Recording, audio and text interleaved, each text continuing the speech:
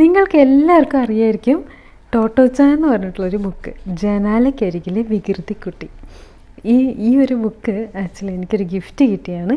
സാധാരണ ഗിഫ്റ്റ് കിട്ടുമ്പോൾ നമുക്കിങ്ങനെ ഒരു ഗിഫ്റ്റ് എന്ത് കിട്ടിക്കഴിഞ്ഞാലും നമുക്കൊരു കൗതുകവും ഭയങ്കര ഇഷ്ടവും സന്തോഷമൊക്കെ തോന്നുമല്ലോ. പക്ഷെ അത്രയും ഇരുന്ന് വായിക്കാനുള്ളൊരു ക്ഷമയൊന്നും ഉണ്ടാവില്ല കേട്ടോ. എന്നെ സംബന്ധിച്ച് എനിക്കങ്ങനെ സമയം ഉണ്ടാവില്ല. വായിക്കണമെന്നൊക്കെ ആഗ്രഹമുണ്ട്, പക്ഷേ ഒരുപാടധികം വായിച്ചുകൊണ്ടിരിക്കാനുള്ള സമയം കിട്ടാറില്ല. അപ്പോൾ ഒരു ബുക്ക് കുറച്ച് വായിക്കും, അല്ലെങ്കിൽ ബുക്ക് മാത്രമല്ല കേട്ടോ, ഒരു സിനിമ കാണുമ്പോൾ പോലും കുറച്ച് നേരം ഞാൻ ആ സിനിമ കാണും. ഒരു സിനിമ തന്നെ ചിലപ്പോൾ 5-6 ദിവസം കൊണ്ട് കണ്ടു തീർക്കാറുണ്ട്. അത് നമ്മുടെ ആ ഒരു അന്നത്തെ തിരക്ക് പോലെ ഇരിക്കും. ചില ദിവസങ്ങളിൽ ഒട്ടും സമയം ഉണ്ടാവില്ല. ചിലപ്പോൾ നമ്മുടെ മൈൻഡ് റിലാക്സ് ആവാൻ വേണ്ടിയിട്ട് ആ സിനിമയുടെ ബാക്കി കണ്ടു തീർക്കുക. അങ്ങനെ കണ്ടു തീർക്കുന്ന പല സിനിമകളും പല ബുക്കുകളുണ്ട്. അതിൽ ഞാൻ ഇത്രമാത്രം വന്ന് പറയണമെന്നുണ്ടെങ്കിൽ ഈ ബുക്ക് എന്നെ എത്രമാത്രം ആകർഷിച്ചിട്ടുണ്ടാവുമെന്ന് നിങ്ങൾക്ക് ചിന്തിക്കാവുന്നേ ഉള്ളൂ. പൊതുവെ എന്നെ ആകർഷിക്കുന്ന ബുക്കുകൾ എന്താണെന്ന് ചോദിച്ചു കഴിഞ്ഞാൽ, സത്യം പറഞ്ഞാൽ ബാലരമ പോലത്തെ ബുക്കുകൾ എനിക്ക് ഭയങ്കര ഇഷ്ടമാണ്. അതായത് നമുക്കൊരു 5 മിനിറ്റിൽ കഥയെല്ലാം വായിച്ച് തീരും. പിന്നെ അത് കിട്ടുമ്പോഴുള്ളൊരു സന്തോഷം, പണ്ടത്തെ ഓർമ്മകൾ. പണ്ട് എനിക്ക് ഒരുപാട് കാത്തിരുന്ന, അല്ലെങ്കിൽ എല്ലാ ആഴ്ചയും കിട്ടുമെന്ന് ഉറപ്പുള്ള ഒരു കാര്യം ബാലരമയായിരുന്നു. അപ്പോൾ ബാലരമ ഇങ്ങനെ വരുമ്പോഴുള്ളൊരു സന്തോഷം എന്ന് പറഞ്ഞു കഴിഞ്ഞാൽ അത് വേറെ ലെവൽ സന്തോഷമാണ്. അത് നമുക്ക് എങ്ങനെ എക്സ്പ്രസ് ചെയ്യണമെന്ന് പറയാൻ പറ്റില്ല. അത് ചിലപ്പോൾ 1 കിലോ ഗോൾഡ് കിട്ടിയാൽ പോലും തോന്നാത്തതിനേക്കാളും കൂടുതൽ സന്തോഷമാണ് ഈ ബാലരമ ആദ്യം തുറക്കുമ്പോഴുള്ളൊരു മണവും, പിന്നെ ആദ്യം ആ മായവ് വായിച്ച് തീർക്കണം എന്നുള്ളൊരു കൗതുകം. അതുപോലെ തന്നെയാണ് എനിക്ക് ഈ ബുക്ക് കിട്ടിയപ്പോൾ. ഈ ഒന്നാമത്തെ കാര്യം, എനിക്ക് ടോട്ടോച്ചാൻ നടപ്പോൾ ഒന്നും മനസ്സിലായില്ല, ഒരു പേരായിരിക്കാം എന്നെനിക്ക് തോന്നി. പിന്നെ ജനാലയ്ക്ക് അരികിലെ വികൃതിക്കുട്ടി എന്ന് കേട്ടപ്പോൾ അത് ഭയങ്കര രസമായിട്ട് തോന്നി. മലയാളത്തിൽ ഇത് അൻവർ അലി എന്ന് പറഞ്ഞിട്ടൊരാൾ പരിഭാഷ നടത്തിയിട്ടുള്ള ഒരു ബുക്കാണ്. കൂടുതലൊന്നും എനിക്ക് ബുക്കിനെ കുറിച്ച് പറയാനൊന്നും അറിയില്ല, പക്ഷേ എങ്കിൽ ഈ ബുക്ക് വായിച്ച് നോക്കാം നമുക്ക്. എനിക്കിത് സത്യം പറഞ്ഞാൽ വായിക്കാൻ തോന്നി, എന്ന് വെച്ചാൽ ഒച്ചത്തിൽ വായിക്കാൻ തോന്നി. അപ്പോൾ നമുക്ക് വായിച്ചിട്ട് എങ്ങനെയാണ് ഇത് വായിക്കുമ്പോഴുള്ള നമ്മുടെ ഒരു സന്തോഷം, അല്ലെങ്കിൽ വായിക്കുമ്പോൾ നമുക്ക് എന്താ ഫീൽ ചെയ്യുന്നതെന്ന് അറിയാൻ വേണ്ടിയിട്ടാണ് ഞാൻ ഈ ഒരു ബുക്ക് വായിക്കാമെന്ന് വിചാരിച്ചത്. അപ്പോൾ എനിക്കതിങ്ങനെ റെക്കോർഡ് ചെയ്ത് വായിക്കാനും തോന്നി, അങ്ങനെ വായിക്കുകയാണ്. അപ്പോൾ ഒന്നാമത്തെ ഇതിൽ കഥ എന്താണെന്ന് വെച്ച് കഴിഞ്ഞാൽ, റെയിൽവേ സ്റ്റേഷനാണ്. ഒരു ചെറിയ കുട്ടി, ഒരു വികൃതി കുട്ടിയായിട്ടുള്ളൊരു പെൺകുട്ടിയുടെ ജീവിതമാണ് ഇതിനകത്ത് കൊടുത്തിട്ടുള്ളത്. ഭയങ്കര രസമായിട്ട് പോകുന്നൊരു കഥയാണ് കേട്ടോ. ഇത് ഞാൻ കുറേ നാളുകളെടുത്ത് വായിച്ചിട്ടുണ്ട്. എനിക്ക് ഒറ്റയിരിപ്പിന് വായിക്കണമെന്നുണ്ട്, പക്ഷേ എങ്ങനെ പോയാലും എനിക്കൊരു 10-20 മിനിറ്റ് കഴിയുമ്പോഴേക്കും വേറെ എന്തെങ്കിലും ഒരു പണികളിൽ പെട്ടുപോയത് കാരണം അത് കണ്ടിന്യൂസ് ആയിട്ട് വായിക്കാൻ പറ്റാറില്ല.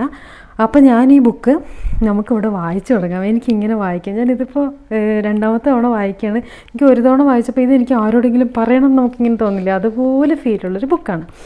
മിക്കവാറും ആൾക്കാർ വായിച്ചിട്ടുണ്ടാവും, എന്നാലും ഞാൻ എൻ്റെ ഒരു സന്തോഷത്തിന് വായിക്കുകയാണ്. അപ്പോൾ ഒന്നാമത്തെ കഥ എന്താണെന്ന് വെച്ച് കഴിഞ്ഞാൽ, കഥയല്ല, ഒന്നാമത്തെ സിറ്റുവേഷൻ എന്താണെന്ന് വെച്ച് കഴിഞ്ഞാൽ റെയിൽവേ സ്റ്റേഷനാണ്.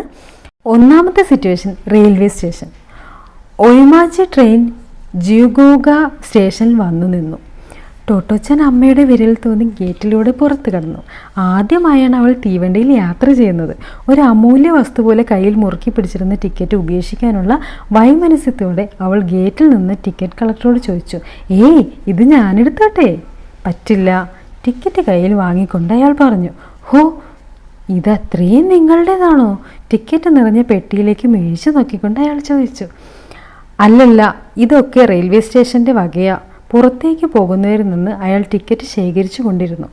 കൊതിയോടെ പെട്ടിയിൽ നിന്ന് കണ്ണെടുക്കാതെ ചോട്ടോച്ചാൻ പറഞ്ഞു, ഹായ്, വലുതാകുമ്പോൾ ഞാൻ റെയിൽവേ ടിക്കറ്റ് വിൽക്കും, നോക്കിക്കോ. അപ്പോഴാണ് ടിക്കറ്റ് കളക്ടർ അവൾ ശരിക്കും കണ്ടത്. എനിക്കൊരു കൊച്ചുമോനുണ്ട് കേട്ടോ, അയാൾക്കും സ്റ്റേഷനിൽ ഒരു ജോലി വേണമെന്നുണ്ട്. ഇപ്പോൾ നിങ്ങൾ 2 പേർക്കും ഒന്നിച്ച് പണിയെടുക്കാം, എന്താ? ചെറിയൊരു മന്ദഹാസത്തോടെ അയാൾ പറഞ്ഞു. ടോട്ടോച്ചാൻ ഒരു വശത്തേക്ക് നീങ്ങി നിന്നു. ടിക്കറ്റ് കളക്ടറെ നോക്കിക്കൊണ്ട് നിന്നു. അയാൾ തടിച്ചിട്ടാണ്, കണ്ണട ധരിച്ചിട്ടുണ്ട്, കാരുണ്യമുള്ള മുഖം. അക്കാര്യം പരിഗണിക്കാവുന്നതാണെന്ന് നാട്ടിൽ ഗൗരവപൂർവ്വം ഇടുപ്പിൽ കൈകൊടുത്ത് കൊച്ചു ടോട്ടോച്ചാൻ നിന്നു. എന്നിട്ട് പറഞ്ഞു, നിങ്ങളുടെ മോനോടൊപ്പം ജോലി ചെയ്യാനേ എനിക്ക് മടിയൊന്നുമില്ല കേട്ടോ, പക്ഷേ ഇപ്പം ഞാൻ എൻ്റെ പുതിയ പള്ളിക്കൂടത്തിലേക്ക് പോണ തിരക്കില്ല, ഞാനൊന്ന് ആലോചിക്കട്ടെ. അമ്മ കാത്തു നിൽക്കുകയാണ്. അടുത്തെത്താനായി ഓടുന്നതിനിടയിൽ അവൾ വിളിച്ചു പറഞ്ഞു, ഞാനേ ഒരു ടിക്കറ്റ് വിൽപ്പനക്കാരിയാവാൻ പോവാ. അതത്രേ ഉള്ളൂ. ഞാൻ കരുതി നീ ചാരപ്പണിക്ക് പോവുകയാണെന്ന്. അമ്മയുടെ കയ്യിൽ തൂങ്ങി ചോട്ടോച്ചാൻ നടന്നു. അവൾ ഓർത്തു, ഇന്നലെ വരെ ചാരപ്പണി മതിയെന്ന് കരുതിയിരുന്നതാ, പക്ഷേ ഇപ്പോൾ തോന്നുന്നു ഒരു ടിക്കറ്റ് കളക്ടർ ആയാലോ എന്ന്. ഹൈ, ഒരു പെട്ടി നിറയെ ടിക്കറ്റ്, ഇനിയിപ്പോൾ എന്താ ചെയ്യുക? അവൾ ചിന്തിച്ചു. അവൾക്കൊരു ഉഗ്രൻ ഐഡിയ തോന്നി. തല ഉയർത്തി അമ്മയുടെ മുഖത്തേക്ക് നോക്കിക്കൊണ്ട് അവൾ ആവുന്നത്ര ഉച്ചത്തിൽ ചോദിച്ചു, അമ്മേ, അപ്പോൾ ടിക്കറ്റ് വിറ്റുകൊണ്ട് ചാരപ്പണി നടത്താൻ പറ്റുമോ? അമ്മ പറഞ്ഞു, പറ്റത്തില്ല.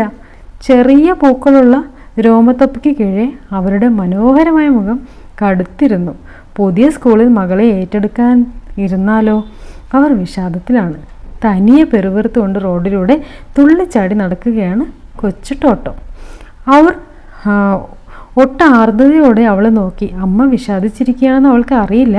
കണ്ണുകൾ തമ്മിലടഞ്ഞപ്പോൾ ടോട്ടച്ചൻ ആഹ്ലാദത്തോടെ പറഞ്ഞു, എൻ്റെ മനസ്സ് മാറിയിട്ടോ. ഞാനേ പാട്ട് പാടി ചുറ്റി നടക്കണം. ആ ചെണ്ടക്കാരുടെ കൂടെ കൂടിയാലോ എന്ന് ആലോചിക്കുക. പോകുന്നത് എങ്ങോട്ടെന്ന് അറിയാലോ? ചിലപ്പോൾ നിർത്തി മര്യാദയ്ക്ക് നടക്ക്. അപ്പോൾ തന്നെ താമസിച്ചു.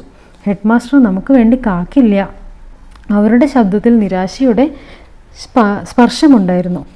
മുന്നിൽ ദൂരെയായി ചെറിയൊരു സ്കൂളിൻ്റെ വാതിൽ കുറേശ്ശെ കാണായി. ജനലയ്ക്കരികിലെ വികൃതിക്കുട്ടി ടോട്ടോച്ചാനെ പള്ളിക്കൂടത്തിൽ നിന്ന് പുറത്താക്കി. അതും 1ാം ക്ലാസ്സിൽ വെച്ച്. അതായിരുന്നു അവളുടെ അമ്മയെ ഇത്രയേറെ വിഷമിപ്പിച്ചത്. സംഭവം ഒരാഴ്ച മുന്നേ ആയിരുന്നു. ചെറുപ്പക്കാരിയും സുന്ദരിയുമായ ടീച്ചർ അമ്മയെ ആളയച്ച് വരുത്തി. മുഖവുരയില്ലാതെ കാര്യത്തിലേക്ക് കടന്നു. ഇവളുടെ വികൃതികൾ കാരണം ക്ലാസ് എടുക്കാനാകുന്നില്ല. നിങ്ങൾ ദയവ് ചെയ്ത് മറ്റൊരു പള്ളിക്കൂടം കണ്ടുപിടിക്കുക. നിക്കക്കള്ളി ഇല്ലാത്തത് കൊണ്ട് പറയുകയാണ്. നിക്കക്കള്ളി ഇല്ലാതാവുകയോ? അതിനും വേണ്ടി എന്തു ഗുലുമാലാണ് കൊച്ചു ടോട്ടോ ചെയ്തു വെച്ചിരിക്കുന്നത്? അമ്മ അക്ഷരാർത്ഥത്തിൽ അന്തം വിട്ടുപോയി. നോക്കൂ, ആകെ പരിഭ്രമിച്ചിട്ടെന്ന പോലെ മിഴിച്ചു നോക്കിക്കൊണ്ട് തനതായ ശൈലിയിൽ ടീച്ചർ പറയാൻ ആരംഭിച്ചു. നിങ്ങളുടെ മകൾ 1000 തവണ ഡെസ്ക് തുറക്കുകയും അടക്കുകയും ചെയ്യുന്നു. എന്തെങ്കിലും എടുക്കുകയോ തിരിച്ചടയ്ക്കുകയോ ചെയ്യുമ്പോഴല്ലാതെ ഡെസ്ക് തുറക്കുകയോ അടയ്ക്കുകയോ ചെയ്യാൻ പാടുള്ളതല്ലെന്ന് ഞാൻ പ്രത്യേകം നിർദ്ദേശിച്ചിട്ടുള്ളതാണ്. നോക്ക്, നിങ്ങളുടെ മകൾ അപ്പോൾ എന്തെങ്കിലും എടുക്കുന്നു, തിരികെ വയ്ക്കുന്നു. ഓരോ തവണയും തുറക്കുക, പിന്നെ അടയ്ക്കുക. അതായത് നോട്ട് ബുക്ക് എടുക്കുന്നു, പെൻസിൽ ബോക്സ് എടുക്കുന്നു, ടെക്സ്റ്റ് ബുക്ക് എടുക്കുന്നു. ഇവ ഓരോന്നായി തിരികെ വയ്ക്കുന്നു. സർവ്വതും എടുക്കുന്നു, തിരികെ വയ്ക്കുക. ഓരോ തവണയും ഡെസ്ക് പടേ എന്ന് തുറന്നടയ്ക്കുക. അതായത് എപ്പോൾ എ എന്ന അക്ഷരം എഴുതുകയാണെന്നിരിക്കട്ടെ, അവൾ ആദ്യം ഡെസ്കിൻ്റെ മൂടി തുറന്ന് നോട്ട് ബുക്ക് എടുക്കുന്നു. പടേ എന്ന ശബ്ദത്തോടെ അടയ്ക്കുന്നു. പിന്നീട് വീണ്ടും തുറക്കുന്നു. പെൻസിൽ തപ്പിയെടുക്കുന്നു. വീണ്ടും ചെകിട് അടപ്പിക്കുന്ന ശബ്ദത്തോടെ അടയ്ക്കുന്നു. നോക്ക്, ആദ്യം എഴുതിയ എയിൽ അവൾ തൃപ്തി വരാറില്ല. ഡെസ്ക് വീണ്ടും തുറക്കുന്നു. റബ്ബർ എടുക്കുന്നു, മായ്ക്കുന്നു, തിരികെ വയ്ക്കുന്നു. പടക്കം പൊട്ടുന്ന ശബ്ദത്തിൽ അടയ്ക്കുകയും വീണ്ടും എ എന്ന് എഴുതുകയും ചെയ്യുന്നു. അത് കഴിയുമ്പോഴേക്കും ഓരോന്നായി തിരികെ വെച്ച് അതേ ചെകിടടപ്പും ശബ്ദത്തോടെ പലതവണ മൂടി തുറന്ന് അടയ്ക്കുന്നു. കിതപ്പോടെ ടീച്ചർ പറഞ്ഞു, നോക്ക്, ഇത് ഒരക്ഷരത്തിൻ്റെ കാര്യമാണ്. ഓരോ അക്ഷരത്തിലും ഈ പൊട്ടലും ചീറ്റലും ആവർത്തിച്ചു കൊണ്ടിരിക്കും. തുറക്കുക, അടയ്ക്കുക, അടയ്ക്കുക, തുറക്കുക. ഒരു ദിവസം എത്ര തവണയാണ്? എനിക്കെൻ്റെ തല ചുറ്റുന്നു. പക്ഷെ നോക്കൂ, ഞാൻ അങ്ങനെ അവളെ കുറ്റപ്പെടുത്തും. ഓരോ തവണയും അവൾ ഓരോ ആവശ്യം പ്രമാണിച്ചാണ് തുറക്കുന്നത്. ഈ രംഗങ്ങൾ വീണ്ടും മനസ്സിൽ കണ്ടുകൊണ്ട് ടീച്ചർ മിഴിച്ചു നിന്നു. അമ്മയ്ക്ക് പൊടുന്നതിനൊരു കാര്യം ഓർമ്മ വന്നു. ആദ്യ ദിവസം സ്കൂളിൽ മടങ്ങിയെത്തിയതോടെ ടോട്ടച്ചൻ അത്ഭുതത്തോടെ പറഞ്ഞു, ഈ സ്കൂൾ അസലായിട്ടുണ്ട്. അവിടെ ഉള്ളൊരു ഡെസ്ക് ഉണ്ടല്ലോ, നമ്മുടെ പോലുള്ള വലിച്ചാൽ തുറക്കണ മേശ അല്ല കേട്ടോ, പെട്ടി പോലെ ഇരിക്കുക. മോളിൽ അടപ്പ് തുറന്നിട്ട് ടപേന്നിടാം. അതിനുള്ളിൽ എന്ത് വേണേലും വെക്കാലോ. ഹായ്, എന്ത് രസാ. ടോട്ടച്ചാൻ പുതിയ ഡെസ്കിൻ്റെ മൂടി പടപടാന്ന് തുറന്നടയ്ക്കുന്നതിൻ്റെ ദൃശ്യം അവർ സങ്കല്പിച്ച് നോക്കി. ഒരു പതിവ് കുസൃതിയിൽ കവിഞ്ഞെന്തെങ്കിലും അതിലുണ്ടെന്ന് അവർക്ക് തോന്നിയില്ല. പുതുമ നഷ്ടപ്പെടുമ്പോൾ മാറിക്കോളും, അവർ സമാധാനിച്ചു. എന്നാൽ ടീച്ചറോട് പറഞ്ഞത് ഇങ്ങനെയാണ്, ഞാൻ അവളെ പറഞ്ഞ് മനസ്സിലാക്കാം. പറ്റില്ല, ഇത് മാത്രമായിരുന്നെങ്കിൽ ഞാനങ്ങ് സഹിക്കുമായിരുന്നു. ടീച്ചറുടെ ശബ്ദം ഉയർന്നു. അവർ ആവേശം കൊണ്ട് ഒന്ന് മുന്നോട്ടാഞ്ഞു. അമ്മ അല്പം പിന്നിലേക്കും നീങ്ങി. ടീച്ചർ ദീർഘനിശ്വാസത്തോടെ തുടർന്നു, ഡെസ്കിൽ പ്രത്യേകിച്ച് പരിപാടിയൊന്നുമില്ലെങ്കിൽ അവൾ എഴുന്നേറ്റ് നിൽക്കും. നിൽക്കുകയോ? എവിടെ? അമ്മ അത്ഭുതപ്പെട്ടു. ജനാലയ്ക്കടുത്ത്. അല്പം ഈർഷ്യയോടെയാണ് ടീച്ചർ അത് പറഞ്ഞത്. അവളെന്തിനാ ജനാലയ്ക്കടുത്ത് പോയി നിൽക്കുന്നത്? എന്തിനാണെന്നോ? തെരുവ് പാട്ടുകാരെ ഇങ്ങോട്ട് ക്ഷണിക്കാൻ. ടീച്ചർ പുച്ഛം അടക്കാനാവാതെ പറഞ്ഞു. ടീച്ചർ പറഞ്ഞ കഥയുടെ ചുരുക്കം ഇതാണ്. മണിക്കൂറുകളോളം നീളുന്ന ഡെസ്കിൻ്റെ കലാപരിപാടി കഴിയുമ്പോൾ ടോട്ടോച്ചാൻ ജനലടുത്തേക്ക് നീങ്ങും. അവിടെ അടങ്ങി നിന്നുകൊള്ളുമല്ലോ എന്ന് ടീച്ചർ ആശ്വസിക്കാൻ തുടങ്ങുമ്പോഴേക്കും അവളുടെ അടുത്ത പരിപാടി ആരംഭിക്കുകയായി. ജനലിന് പുറത്ത് തെരുവിലൂടെ പോകുന്ന കോമാളി വേഷം കെട്ടി പാട്ട് പാടുന്ന സംഘത്തെ കൈകൊട്ടി വിളിക്കും. ഏയ് വാ, ഒന്ന് പാടിയിട്ട് പോകുന്നേ. തെരുവിനോട് ചേർന്നുള്ള കെട്ടിടത്തിലെ താഴത്തെ നിലയിലാണ് ടോട്ടോച്ചാൻ്റെ ക്ലാസ്. കുട്ടികൾക്ക് തെരുവിൽ നിൽക്കുന്നവരോട് അനായാസം സംസാരിക്കാം. കൊച്ചു ടോട്ടോയുടെ വിളിയിൽ ആകർഷിക്കപ്പെട്ട് പാട്ട് സംഘം ജനലിനടുത്തേക്ക് വരുമ്പോൾ അവൾ ആ വിവരം ക്ലാസ്സിലെ എല്ലാവരെയും വിളിച്ചു കൂവി അറിയിക്കും. കുട്ടികളെല്ലാം പിന്നെ ജനലയ്ക്ക് അരികിലായി. ടോട്ടോച്ചാൻ പറയും, എന്തേലും ഒന്ന് പാട്. സാധാരണയായി അതുവഴി മിണ്ടാതെ പോകുന്ന പാട്ടുകാർ ഈ വിളി കേൾക്കുന്നതോടെ തകർപ്പൻ പരിപാടി തുടങ്ങുകയായി. പീപ്പി, ചെണ്ട, കൈമണി, പൊടിപൂരം തീരുന്നവരെ കാത്തിരിക്കുകയല്ലാതെ പാവൻ ടീച്ചർ എന്തു ചെയ്യും? പാട്ടും മേളവും കഴിഞ്ഞ് സംഘം മടങ്ങി പോകുന്നതോടെ എല്ലാവരും തിരികെ ഇരിപ്പിടങ്ങളിലെത്തും. ടോട്ടോച്ചാൻ ഒഴുകി. കുട്ടി എന്താ ഇനി അവിടെ തന്നെ നിൽക്കണോ? ഭാവം ടീച്ചർ ചോദിക്കും. അയ്യോ, പുറകെ ഇനിയും വരണ്ട്, അവരെ വിളിച്ചില്ല, നാണക്കേടാ, അവൾ ഗൗരവത്തോടെ പ്രതിവചിക്കും. നോക്ക്, എന്തുമാത്രം സമയമാണ് നഷ്ടപ്പെടുന്നതെന്ന് നിങ്ങൾ അന്ന് ആലോചിച്ച് നോക്ക്. ടീച്ചർ വികാരാധീനയായി. അവൾക്ക് അവരോട് സഹതാപം തോന്നി. ടീച്ചർ നിർത്തിയില്ല. അതും പോരാഞ്ഞിട്ട് ഇനിയും ഉണ്ടോ? അമ്മ വാ പൊളിച്ച് നിന്നുപോയി. ഉണ്ടോന്നോ? അവർ തുടർന്നു. ഇവളുടെ ഈ വിക്രമങ്ങളുടെ എണ്ണമെടുക്കാനെങ്കിലും കഴിഞ്ഞിരുന്നുവെങ്കിൽ ഇവിടെ നിന്ന് കൊണ്ടുപോകാൻ ഞാൻ നിങ്ങളോട് പറയുമായിരുന്നില്ല. ടീച്ചർ ഒന്ന് നിർത്തി ഒരു നെടുവീർപ്പോടെ തുടർന്നു. ഇന്നലെ ക്ലാസ് എടുത്തുകൊണ്ടിരിക്കുമ്പോൾ പതിവ് പോലെ ടോട്ടച്ചൻ ജനലിനടുത്ത് തന്നെയായിരുന്നു.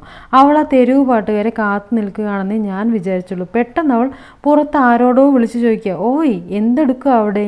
ഞാൻ നിൽക്കുന്നിടത്ത് നിന്ന് ജനലിനപ്പുറത്തേക്ക് കാണാൻ കഴിയില്ല. സ്വാഭാവികമായും എനിക്ക് ആകാംക്ഷയുണ്ടായി. അപ്പോഴാണ് വീണ്ടും എന്തെടുക്കുക അവിടെ? പതിവ് പോലെ തെരുവിലായിരുന്നില്ല അവളുടെ കണ്ണ്. മുകളിൽ എവിടേക്കോ നോക്കിയായിരുന്നു ചോദ്യം. എനിക്ക് കൗതുകം ഇരട്ടിച്ചു. മറുപടി കേൾക്കാൻ ഞാൻ ചെവി വട്ടം പിടിച്ചു. അനക്കമില്ല. അവളൊട്ട് എത്തുന്നുമില്ല. എന്തെടുക്കുക? ഓയ് ഹോ, എന്നെ പഠിപ്പിക്കാൻ പറ്റുമോ? ഒടുവിൽ ക്ഷമ നശിച്ച് ജനലിനടുത്ത് നിന്ന് നോക്കുമ്പോഴുണ്ട് കൂരയുടെ എറമ്പിൽ 2 തൂക്കണാങ്കുരുവികളായിരുന്നു കൂടുകൂട്ടുന്നു. അവരോടാണ് നിങ്ങളുടെ പുന്നാരക്കുട്ടി ചോദിക്കുന്നത്, എന്തെടുക്കുക എന്നല്ല. എനിക്കറിയാം, കുട്ടികളാവുമ്പോൾ കാക്കയോടും കുരുവിയോടും ഒക്കെ സംസാരിച്ചോട്ടെ. എന്നാലും പഠിപ്പിച്ചുകൊണ്ടിരിക്കുന്ന നേരത്ത് വേണോ കിന്നാരം? ഞാനത്രേ പറഞ്ഞുള്ളൂ. വിഷണ്ണയായി നിന്ന് അമ്മ മാപ്പ് പറയാൻ തുടങ്ങുമ്പോഴേക്കും ടീച്ചർ തുറന്നു. ഇനി ഡ്രോയിങ് ക്ലാസ്സിലെ സംഭവം കേൾക്കണോ? എല്ലാവരോടും ദേശീയ പതാക വരയ്ക്കാൻ പറഞ്ഞു. കുട്ടികളെല്ലാം വരയ്ക്കാൻ തുടങ്ങി. നിങ്ങളുടെ പുന്നാര മോളുണ്ടല്ലോ, അവൾ മാത്രം ജാപ്പനീസ് നേവിയുടെ പതാക പണിയാൻ ആരംഭിച്ചു. പോട്ടെ, അതെങ്കിൽ എന്ന് ഞാനും കരുതി. അപ്പോഴേക്കും അതാ വരുന്നു കൊടിക്ക് ചുറ്റും മഞ്ഞ തൊങ്ങൽ. ചുറ്റും തൊങ്ങൽ പിടിപ്പിച്ച പതാകയുടെ ചിത്രം വല്ലതും അവൾ കണ്ടിട്ടുണ്ടാകുമെന്ന് ഞാൻ സമാധാനിക്കുമ്പോഴേക്കും മഞ്ഞ നിറമുള്ള ക്രയോൺ കടലാസിൽ വിളമ്പും കടന്ന് ഡെസ്കിലേക്ക് എത്തി. 1ഉം 10ഉമല്ല, 100 കണക്കിന് വരകൾ. ചിത്രവേലയെല്ലാം കഴിഞ്ഞ് കടലാസ് നീക്കിയപ്പോഴുണ്ട് ഡെസ്കിൽ നിറയെ മഞ്ഞ വര. മായ്ച്ചിട്ടൊട്ട് പോകുന്നുമില്ല. 3 വശത്തേയുള്ളൂ എന്ന് ആശ്വസിച്ചു. 3 വശത്തോ? മനസ്സിലായില്ല. അമ്മ അത്ഭുതപ്പെട്ടു. ഒരു വശത്ത് കൊടിമുരമുണ്ടായിരുന്നു. അതൊരു ഭാഗ്യം. തളർന്ന ശബ്ദത്തിൽ ടീച്ചർ വിശദീകരിച്ചു. അമ്മയും അല്പമൊന്ന് ആശ്വസിച്ചു. 3 വശത്ത് മാത്രമേ ഉള്ളൂ. അത് കേൾക്കണ്ട. ടീച്ചർ പാഠത്തിലെ പ്രധാന ഭാഗം എന്ന പോലെ നിർത്തി പറഞ്ഞു. കൊടിമരമുണ്ടല്ലോ, അതിങ്ങി 3/4 കടലാസിന് പുറത്താ. അതായത് ഡെസ്കിൽ നെറുകെ പതിഞ്ഞു കിടപ്പുണ്ട്. കസേരയിൽ നിന്ന് എഴുന്നേറ്റ് നിന്നുകൊണ്ട് ടീച്ചർ തണുപ്പൻ മട്ടിൽ തുടർന്നു. എനിക്ക് മാത്രമല്ല, അടുത്ത ക്ലാസ്സിലെ അധ്യാപികയ്ക്ക് പോലും നിങ്ങളുടെ മകളെ കൊണ്ട് പൊറുതി മുട്ടി. അത് ഒടുക്കത്തെ വാക്കായിരുന്നു. അത് ശരിയാവില്ല. അമ്മയ്ക്ക് കാര്യത്തിൻ്റെ കിടപ്പ് പിടികിട്ടി. മറ്റൊരു പള്ളിക്കൂടം കണ്ടുപിടിക്കണം. അവളെ മനസ്സിലാക്കാൻ കഴിയുന്ന ഒരു വിദ്യാലയം. അവിടെ തൻ്റെ മകൾക്ക് മറ്റുള്ളവരുമായി ഒത്തുപോകാൻ കഴിയണം. ഒരുപാട് അന്വേഷണങ്ങൾക്ക് ശേഷം അത്തരമൊന്ന് അവർ കണ്ടെത്തി.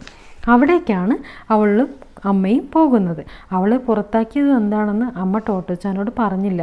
എന്താണ് തൻ്റെ തെറ്റെന്ന് കൊച്ചു ടോട്ടോയ്ക്ക് മനസ്സിലായില്ല. വേണ്ട, അവളോട് പറയണ്ട. ഈ പ്രായത്തിൽ അവൾക്ക് അപകർഷം തോന്നാൻ പാടില്ല. അവൾ വളരട്ടെ, അവൾ ചിന്തിച്ചു. ടോട്ടോ ഒരു നല്ല സ്കൂൾ അമ്മയ്ക്കറിയാലോ. ഇനി എൻ്റെ പുന്നാരക്കുട്ടിക്ക് അവിടെ പഠിച്ചാൽ പോരെ? അത്ര മാത്രമേ അവർ ചോദിച്ചുള്ളൂ. ഓഹോ, മതിയല്ലോ. ഇച്ചിരി ആലോചിച്ചുകൊണ്ട് ടോട്ടോച്ചൻ പറഞ്ഞു. പക്ഷേങ്കിൽ എന്ത്? പുറത്താക്കിയ കാര്യം അവൾ മനസ്സിലാക്കിയോ? അമ്മ ഒന്ന് പതറി. ഒരു നിമിഷത്തെ ആലോചനയ്ക്ക് ശേഷം ടോട്ടോച്ചൻ നിറഞ്ഞ മനസ്സോടെ പറഞ്ഞു, പുതിയ സ്കൂളിലും റോഡിലൂടെ പോണ പാട്ടുകാരുടെ പാട്ടും കൊട്ടും ഉണ്ടാവുമോ? ഇതാണ് ആദ്യത്തെ ഒരു കഥ കഴിയുന്നത്. അടുത്ത ഭാഗം പുതിയ പള്ളിക്കൂടമാണ്. പുതിയ പള്ളിക്കൂടത്തെക്കുറിച്ച് നമുക്ക് നാളെ പറയാം.